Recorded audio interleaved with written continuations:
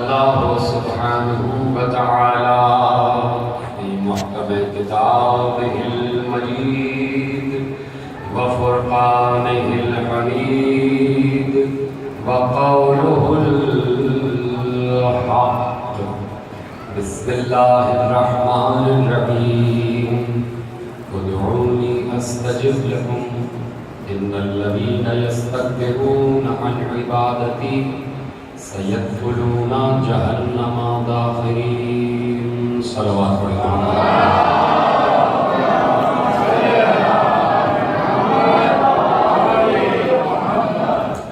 اور دیگر علم بہت ہی کریم ہے، بہت ہی رحیم ہے، بہت ہی مشفق ہے اپنے بندوں پر کہ اس نے ہمیں محروم میں راز نہیں رکھا ہے، اور جو اس کے اسرار اور جو اس کے عجائبات تھے اور ہیں، اس نے ان عجائبات کو اپنے مظاہر کے ذریعے ہم تک پہنچا دیا، اور یہ اس کا اتنا بڑا کرم، اتنا بڑا فیض ہے کہ جس کا جتنا بھی شکر ادا کیا جائے کم ہے کہ وہ معبود اگر ہمیں جاہل رکھتا تو ہم کیا بگاڑ رہے تھے، ہم کیا کر رہے تھے، لیکن اس نے اپنے دربار سے پڑھے ہوئے لوگوں کو ہم تک بھیج دیا،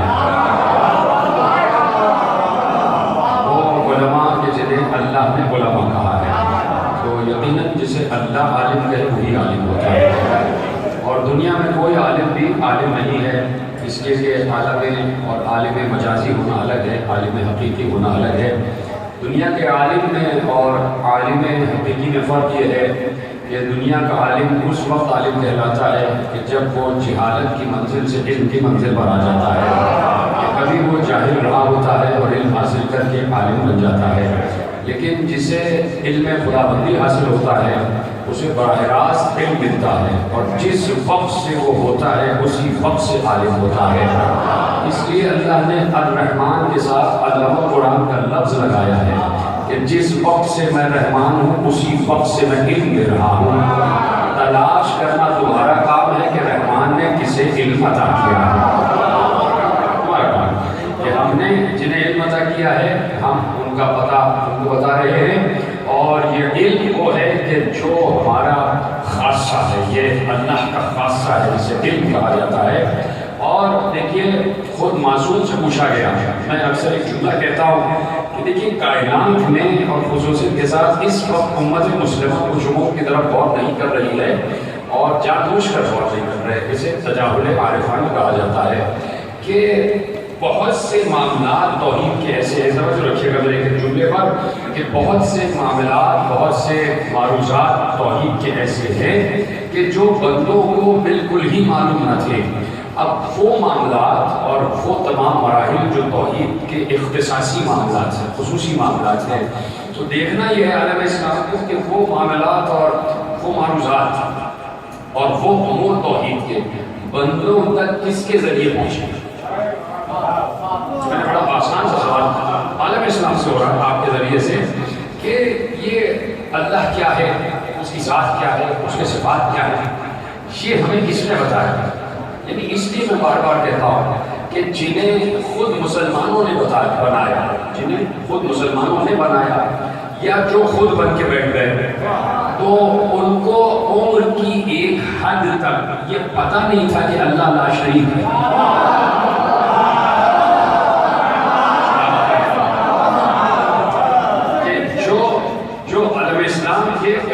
ہو گئے تو ان کو اپنی عمر کے نصف حصے تک یا چوتھائی حصے تک یہ پتہ ہی نہیں تھا کہ اللہ لا شریک ہے، اور اگر ان کو پتہ ہوتا تو ان کے قبیلے کا ایک مٹی سے بنایا ہوا بت کھانے میں کیا کر رہا تھا،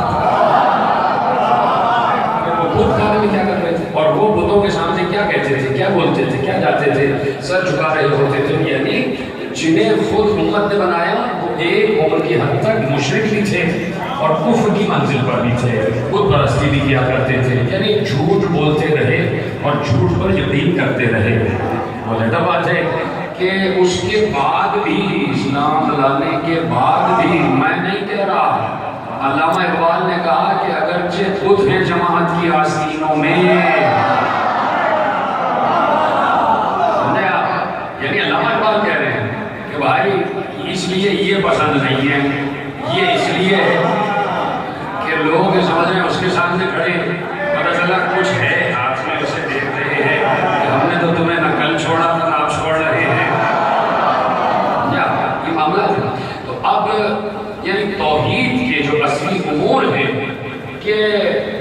کیوں نہیں غور کرتے کہ یہ کس نے بتایا کہ اللہ لا شریک ہے؟ کس نے بتایا؟ اور وہ بات بالکل واضح ہے کہ سوائے بنی ہاشم کسی کو پتہ ہی نہیں تھا کہ اللہ لا شریک ہے، اور اسی لیے اللہ نے جناب آدم سے لے کے نوح سے لے کے سام سے لے کے اور اس سے بعد آتے اور یہ نیچے ابو شیخ عبد مناف ہاشم اور ابو طالب عبداللہ اور عبد المطلب اور ابو طالب عبداللہ اور اس کے بعد مصطفیٰ مرتضیٰ، یہ پورا سلسلہ وہ ہے کہ جو دنیا کو بتاتے رہے وہ لا شریک ہے، وہ لا شریک ہے، وہ لا شریک ہے، یعنی اس کی ذات، اس کی صفت، سمجھ رکھیے گا یہ جملے بہت اہم ہیں اور یہیں سے میں آپ کو موڑ کے لے جاؤں گا کہیں، یعنی اس کی ذات اور اس کی صفت، اس کی جو خالق ہے، جو سب سے عظیم ہے، اس پر کن بندوں نے باتیں کی ہیں، اس پر کن بندوں نے گفتگو کی ہے، اس کی ذات و صفت پر کن بندگان خدا نے خطبات دیے ہیں، تو کیوں نہیں ان کو مان لیتے؟ کیوں نہیں ان کے در پر سر تسلیم خم کر لیتے؟ کیوں نہیں ان علوم کو اپنے سینے سے بچا لیتے؟ کیوں نہیں ان کے مقابل میں جو بھی آ رہا ہے اسے نگیٹ کر دو، اسے صفر کرو، بجائے اس کے کہ انہیں صفر کرو ان کے ساتھ سفر کرو؟ تو جو براہ راست آپ کو اللہ کا پتہ بتا رہا ہے اس کے نزدیک ہو جاؤ، اس سے پوچھو ہمارا خدا کیسا ہے، اس سے پوچھو اس کی ذات کیا ہے، اس کی صفت کیا ہے۔ تو اس لیے میں نے کہا کہ توحید کے دقائق پر، دقائق توحید پر سوائے آل محمد کے کسی نے بات نہیں کی، وثوق سے کہہ رہے ہیں، دعوے سے کہہ رہے ہیں کہ توحید کی باریکیوں پر، توحید کے باطن پر، الوہیت پر، اس کی حساسیت پر، توحید کے نازک مراحل پر، اس کے عالم امر پر، اس کے عالم خلق پر، یہ جو اصطلاحات ہم امت کو بتا رہے ہیں، عالم خلق، عالم امر، صفات، ذات، یہ تمام آپ کو سوائے اس مطلب سے کہیں اور نہیں ملے گی۔ دعوے سے کہہ رہا ہوں جا کے پڑھ لو سب کی کتابیں کہ عالم خلق کیا ہے، عالم امر کیا ہے، عالم کن کیا ہے، عالم ملائکہ کیا ہے، روح من امرہ کسے کہتے ہیں، روح القدس کسے کہتے ہیں، اور اس کے بعد فرشتوں کا کیا کام ہے، اور اس کے بعد ملائکہ کا کیا کام ہے، اور اس کے بعد یہ تمام امور توحید کیا ہے، صفات سلبیہ کیا ہے، صفات ثبوتیہ کیا ہے، اس کی ذات کی صفت کیا ہے، ذات بالصفات ہے، صفت بالذات ہے، یہ تمام جملے سوائے آپ کو مکتب امامیہ کے کہیں اور نہیں ملیں گے۔ مثلا میں آپ کے ساتھ سے کہتا ہوں کسی مکتب میں یہ ہمت نہیں تھی، کسی مکتب کے رہنما میں اور رہبر میں یہ ہمت نہیں تھی کہ توحید پر یہ جملے بول دے، اس لیے کہ ہاں تو یہ ہے کہ بات بات پر شرک ہو جاتا ہے، ہاں تو بات بات پر کفر ہو جاتا ہے، ہاں تو اللہ چھوٹا سا ہے کہ کسی بندے کو بڑا بنا دو تو اللہ چھوٹا سا نظر آتا ہے، بات تو یہ ہو رہی ہے کہ کسی بندے کے فضائل پڑھو تو کہتے ہیں نہیں صاحب نہیں پڑھو، اس لیے کہ آپ بندے کو اللہ بنا رہے ہیں، تو بات بات پر شرک ہوتا ہے۔ لیکن سوائے آل محمد کے توحید کے دقائق پر کسی نے بات نہیں کی ہے، مثلا کسی میں ہمت نہیں تھی، کسی کے رہبر میں، کسی رہنما میں، کسی بھی حامی میں، کسی بھی مکتب کے سربراہ میں یہ ہمت نہیں تھی کہ توحید پر وہ بات کرتا کہ جو آل محمد نے بات کی ہے۔ مثلا یہ بڑے ہمت کی بات ہے، یہ بڑے وثوق کی بات ہے، یہ بڑے فطرت کی بات ہے کہ کوئی یہ کہے کہ اللہ کے دو ارادے ہیں اور دو مشیتیں ہیں۔ سلامت رہے آپ کو پوچھ کی، اور آپ کو پتہ ہے یہ مشکل بات نہیں ہے، آپ بڑی آسانی سے سمجھ لیں گے، اس کو میں آپ سے حوالے کر رہا ہوں۔ نے کہا کہ اِنَّا لِلَّهِ ارادتین و مشیتین، اللہ کے دو ارادے ہیں اور دو مشیتیں ہیں۔ مجھے بتاؤ کوئی کہہ سکتا تھا یہ؟ نہیں، میں کہہ رہا ہوں کہ بات بات شرک ہو جاتا ہے۔ کسی میں ہمت اس لیے نہیں تھی کہ لوگ کہتے ہیں کہ کیا بات کر رہے ہیں کہ دو ارادے دو مشیتیں، وہ تو ایک ہے، وہ تو واحد ہے، وہ تو احد ہے، اور آپ کیسے کہہ رہے ہیں کہ اس احد کے دو ارادے ہیں اور دو مشیتیں؟ کون کہے جملہ؟ اور اگر کہہ دیا ہے تو کون سمجھائے؟ کون دلیل ہے؟ میرا ساتھ دیجیے گا، اس لیے کہ توحید پر بڑے اہم امور آپ کے حوالے کر رہا ہوں کہ کون سمجھائے، کون یہ جملہ کہے اور کون اس جملے کی تشریح کرے۔ تو جس نے یہ جملہ کہا تشریح بھی وہی کر سکتا ہے، تعریف بھی وہی کر سکتا ہے، توضیح بھی وہی کر سکتا ہے، تفسیر بھی وہی کر سکتا ہے، تعبیر بھی وہی کر سکتا ہے۔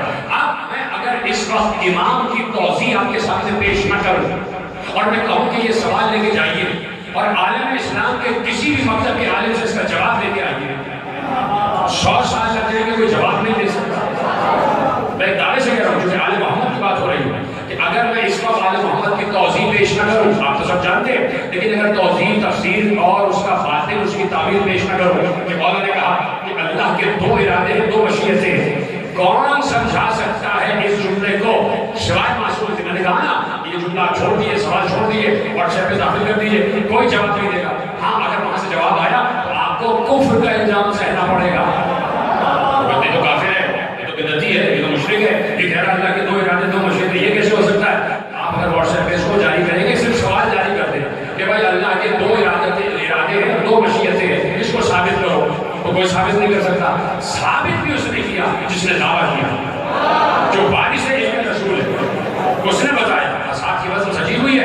میرا اور آپ کا چھٹا امام جعفر صادق علیہ السلام ذرا سمجھ کے بیٹھے، ذرا سمجھ کے بیٹھ جائیں ذرا، تاکہ میرا دل بھی لگے آپ کے ساتھ. ذرا سمجھ کے گفتگو ہوتی ہے نا، کیونکہ بات اہم ہونے جا رہی ہے. میں چاہتا ہوں کہ میں آپ سے قریب ہو جاؤں، آپ اس سے قریب ہو جائیں، ماحول بن جائے تاکہ بہت قریب ہو کے گفتگو ہو جائے. زیادہ سے آپ کی بات آگے کی جائے کہ اللہ کے دو ارادے ہیں، دو مشیتیں ہیں. بیٹھے ہوئے بات ہو رہی ہے، یعنی آل محمد چہارہ معصومین ان کی سیرت کا مطالعہ کرو. جہاں بیٹھ جاتے تھے اللہ اللہ کرتے تھے. بہت بڑا جملہ میں نے کہا ہے. جہاں بیٹھ جاتے تھے اللہ کی بات ہوتی تھی، جہاں بیٹھ جاتے تھے ذات خدا اور صفت خدا کی بات ہوتی تھی.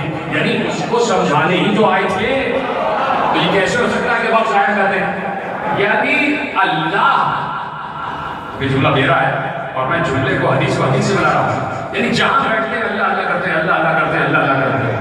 ہمارے لیے حدیث آ گئی کہ تم جہاں بیٹھو علی علی کرو.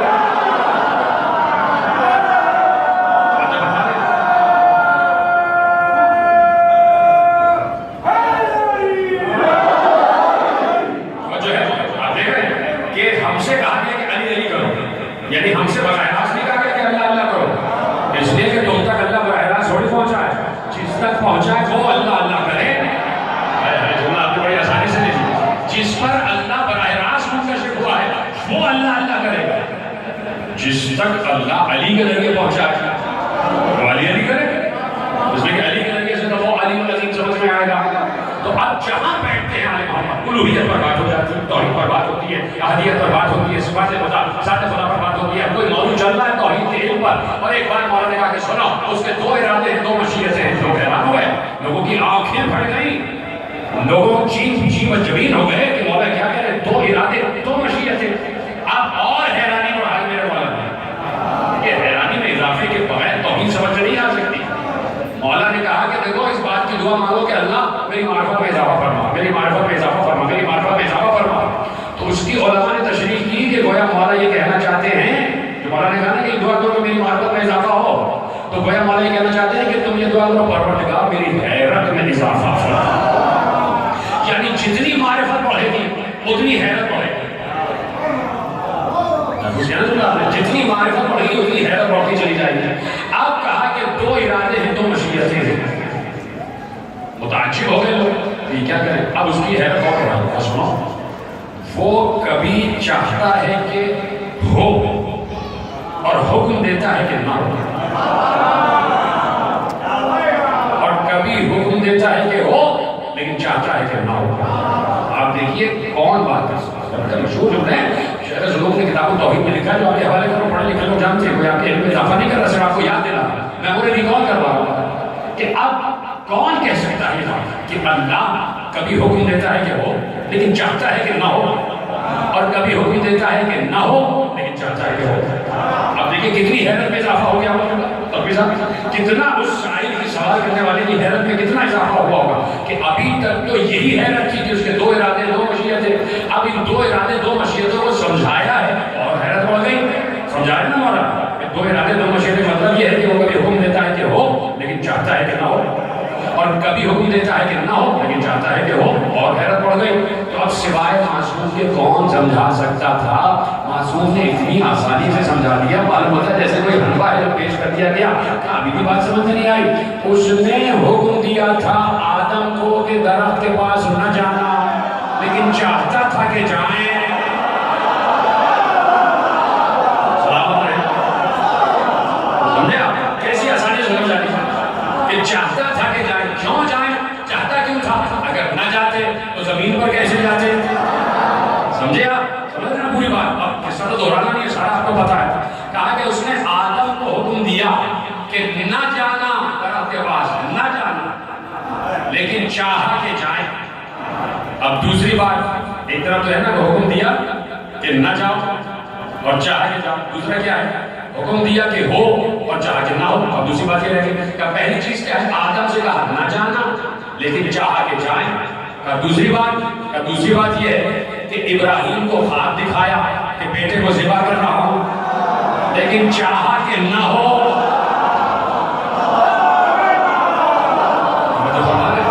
کیسی آسانی سے توحید کے حقائق پر ائمہ نے بات کی ہے.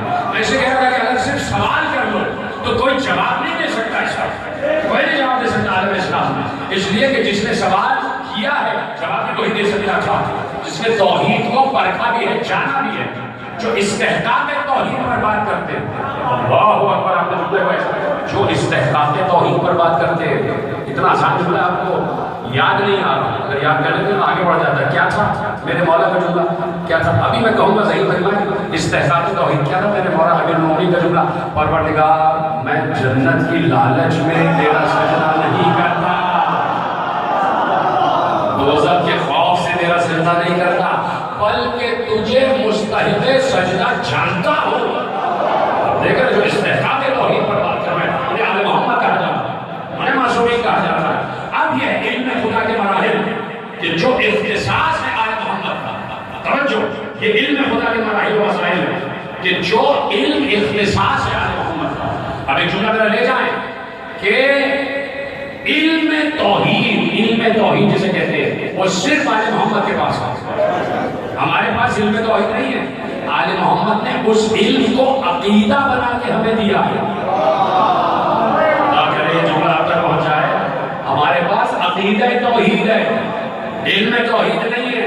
علم توحید آل محمد کے پاس ہے۔ آل محمد علم کو عقیدہ بنا کے ہمارے حوالے کر دیا، اور جتنی توحید کی باتیں انہوں نے کہی ہیں اس سے نہ ایک زیادہ ہمیں پتا ہے نہ کم۔ یعنی جتنا آل محمد نے تعارف توحید کرا دیا اس سے بڑھ کر کوئی بات بتا کے بتایا کچھ نہیں بتا سکتے۔ جو کچھ توحید آل محمد نے بتائیے وہی چل رہی ہے، اور وہ بھی صرف ہم پر، ہمارے تک، ہم تک بس۔ باقی تو دقائق جانتے ہی نہیں، باقی تو علم توحید جانتے ہی نہیں، علم توحید جانتے ہیں۔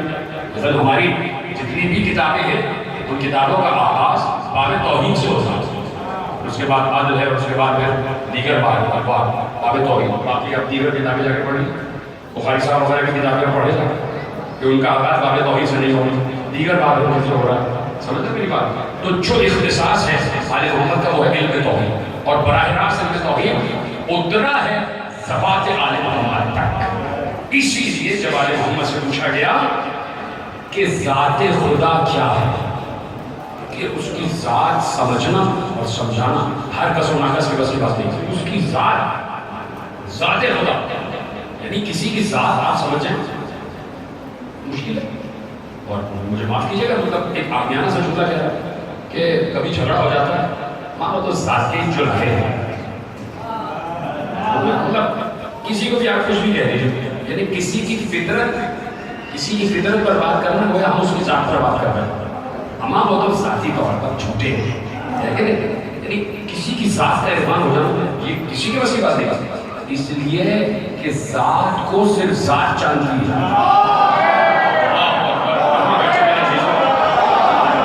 سلام علیکم، ایسے سمجھے جیسے تقوی صاحب سن رہے ہیں، میں میرے جھوٹے پہنچے تو آپ بتائیں مجھے، اس لیے کہ توحید کے دقائق پر جو بڑا مسئلہ ہو جاتا ہے۔ یعنی کچھ بھی میں آپ کو کہہ دوں، میں آپ کو دیکھ کر کہہ رہا ہوں، آپ کو پرکھ کر کہہ رہا ہوں کہ بھائی 10 سال سے میرے ساتھ گزارتی، ہو سکتا ہے کہ میں آپ کے ساتھ گزارا ہوں، آپ میرے ساتھ گزارے، چلیے آپ اور بیٹھ جائیں، زید اور بکر ایک ساتھ گزار رہے ہیں، زید بکر کے ساتھ، بکر زید کے ساتھ 10 سال گزار لیے۔ اب کیا پتا کہ بکر جو ہے زید سے جھوٹ بول رہا ہو 10 سال کہ میں تم سے بہت محبت کرتا ہوں، میں تم سے بہت چاہتا ہوں، میں تم کا دوست ہوں اور میں تمہارے لیے قربانی دے رہا ہوں، میں یہ اور یہ، ہو سکتا ہے جھوٹ بول رہا ہوں۔ زید اور بکر اپنے آپ کو اچھی طرح جانتے ہیں کہ میں سچ بول رہا ہوں کہ جھوٹ بول رہا ہوں، سامنے والا صرف دعوے سے ہی اندازہ لگاتا ہے کہ بھائی یہ کہہ رہے ہیں تو چلو مان لیتے ہیں، ہے کہ نہیں؟ لیکن ذات کو صرف ذات چاہتی ہے، ذات کو صرف ذات چاہتی ہے۔ اب جو اللہ کی ذات کے بارے میں بتا رہے ہیں